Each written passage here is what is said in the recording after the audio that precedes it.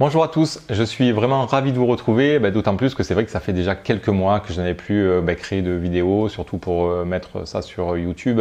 Alors j'ai continué à mettre des publications sur ma page Facebook Nils Guérin Vivre Mieux, mais surtout par écrit. Mais c'est vrai que ces derniers temps, j'ai traversé des moments assez difficiles.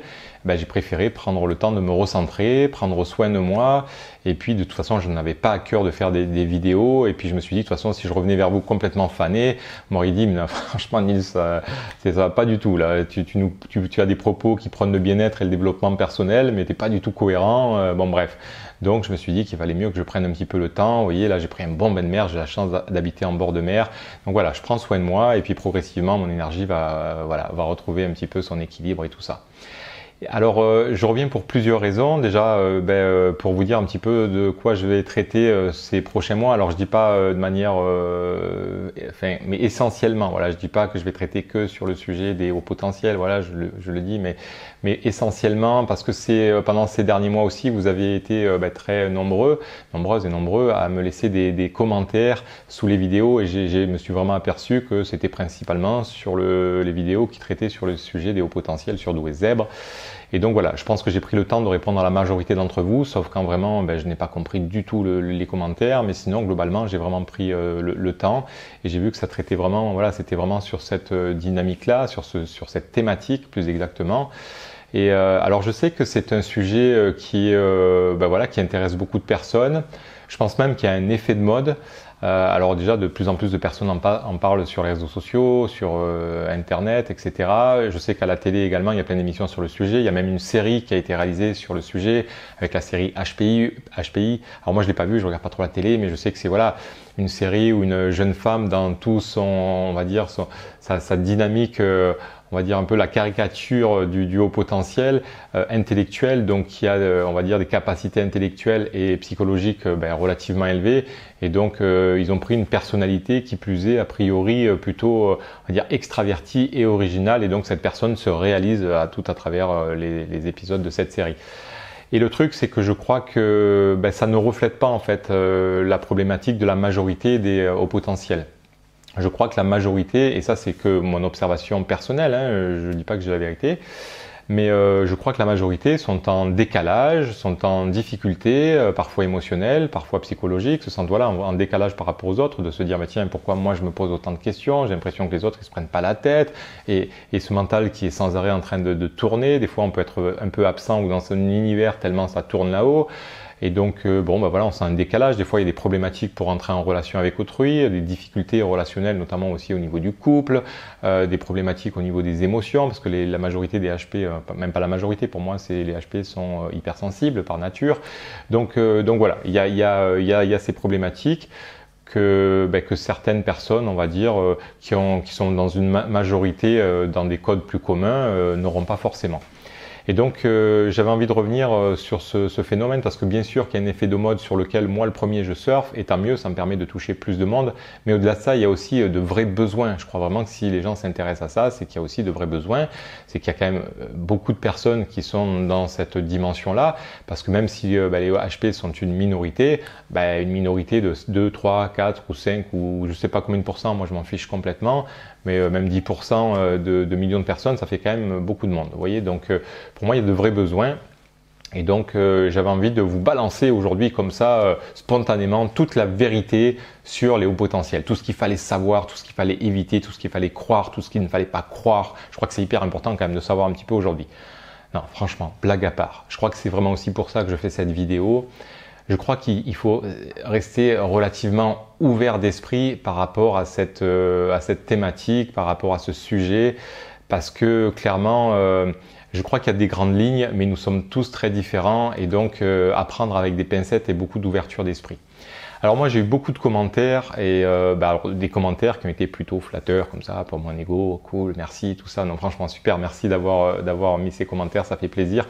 Mais au-delà de ça, je crois que ça m'apporte, c'est une vraie source de joie pour moi que de voir que je peux contribuer d'une manière ou d'une autre dans vos vies. J'ai eu beaucoup de commentaires aussi où des personnes ont pris le temps et ont eu le courage de parler de leur vie, de leur expérience et quelques anecdotes notamment. Et pour moi, ça a été super enrichissant.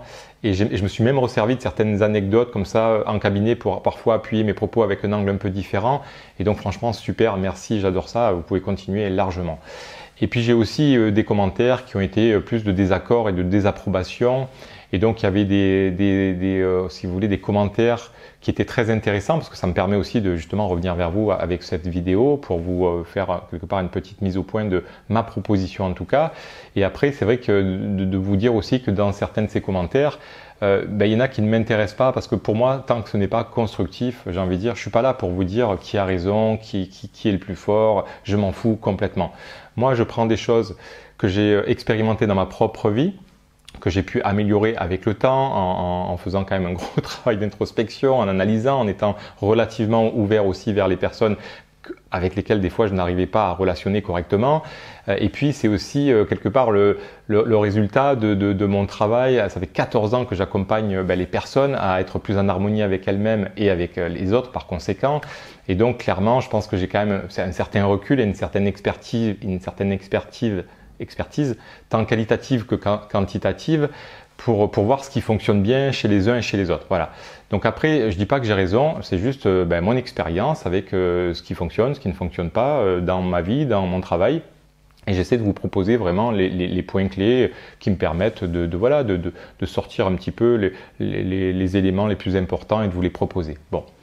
Après, clairement, je crois que par rapport à ça, dans toutes les propositions que vous pouvez entendre, que ce soit les miennes ou celles d'autrui, parce qu'il y a beaucoup d'autres personnes qui traitent sur le sujet, je crois que franchement, le principal, avant tout, c'est de prendre ce qui contribue.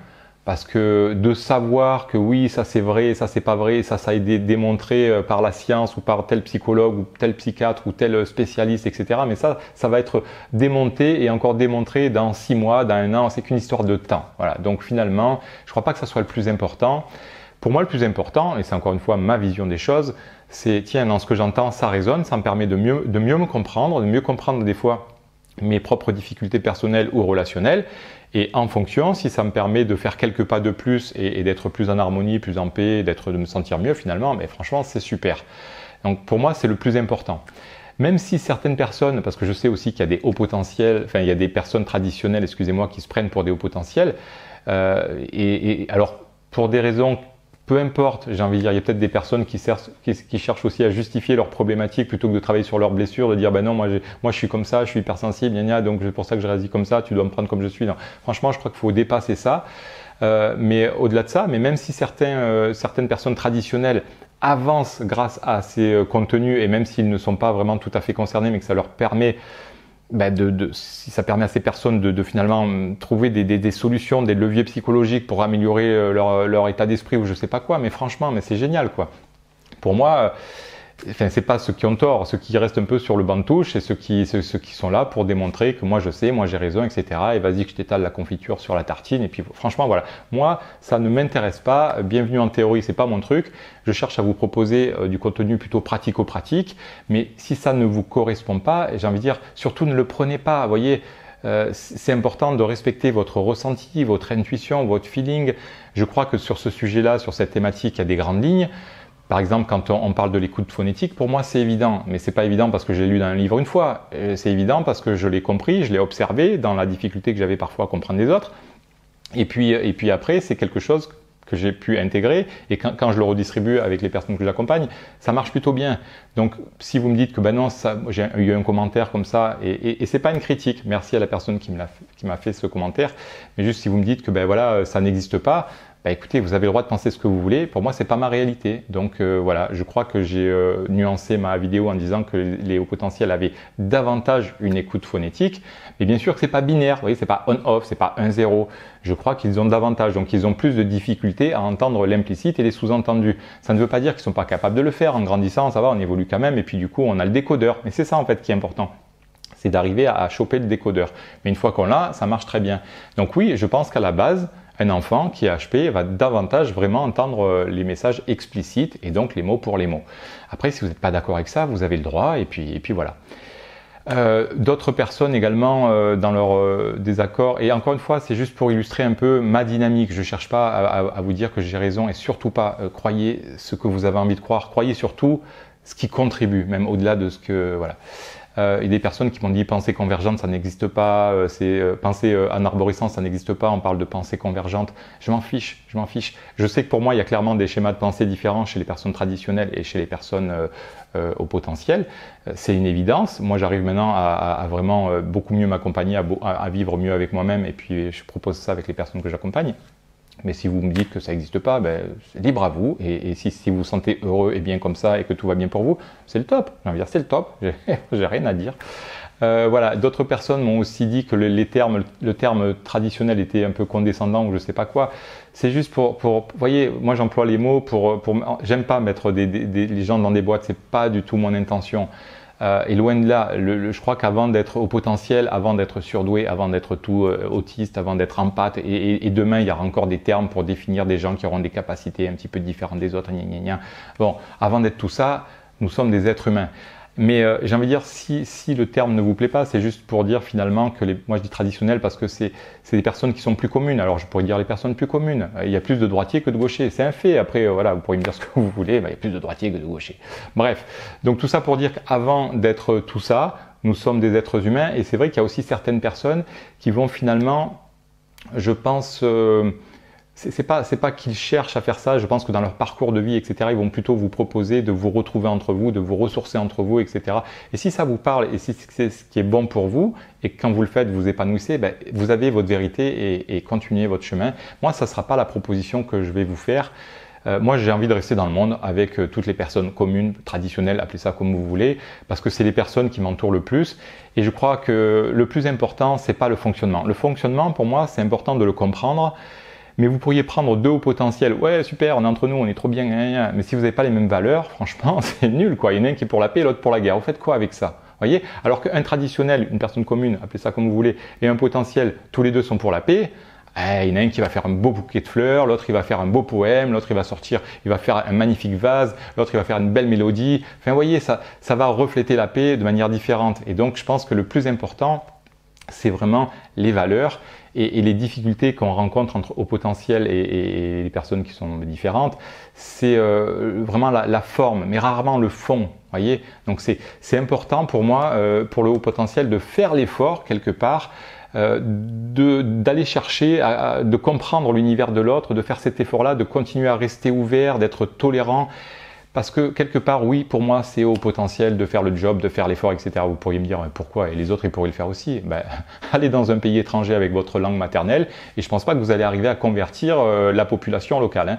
Donc oui, forcément, ça va être à vous de faire l'effort, de vous adapter pour apprendre la langue du pays dans lequel vous débarquez. Donc pour moi, oui, c'est aux personnes minoritaires de faire l'effort, mais c'est hyper intéressant parce que vous faites certainement un effort, mais ça vous permet de mieux vous découvrir, de mieux comprendre votre différence, d'avoir aussi cette gymnastique pour vous analyser et donc c'est vous les premiers aussi qui allez en bénéficier. Oui, il y a un effort à faire, mais franchement c'est super intéressant.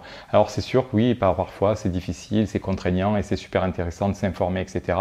Bref, tout ça pour dire, n'écoutez pas les vérités, prenez ce qui est bon pour vous. Après, pour moi, clairement, il y a des grandes lignes, certains peuvent en douter et libre à chacun de croire ce qu'il veut. Voilà, je pense que l'ouverture et la tolérance restera de toute façon ma proposition. Et puis voilà, peut-être que vous allez faire certains pas avec moi, et puis après vous allez devoir aller voir d'autres personnes ou écouter d'autres personnes, pas forcément parce qu'ils sont meilleurs, pas forcément parce qu'ils sont plus dans la réalité, peut-être parce qu'ils auront des propos complémentaires dont vous avez vraiment besoin pour soit débloquer une situation ou mieux vous comprendre, et ça sera super intéressant de le faire peut-être avec d'autres personnes. Donc voilà. Je fais aussi cette vidéo en fait pour ça. Moi, si vous me laissez des commentaires qui sont pas constructifs, etc., je vous renverrai sur cette vidéo juste pour ne pas prendre de temps, d'énergie à vous dire non, je suis pas d'accord parce que ça m'intéresse pas. Voilà. En tout cas, merci encore, merci pour vos abonnements, merci pour vos commentaires et puis moi, je reviens très prochainement vers vous sur cette même thématique, en abordant bien sûr le sujet sur le couple. Je vais parler aussi des enfants, parce que là, c'est pas évident pour beaucoup d'enfants quand on est dans cette dimension-là.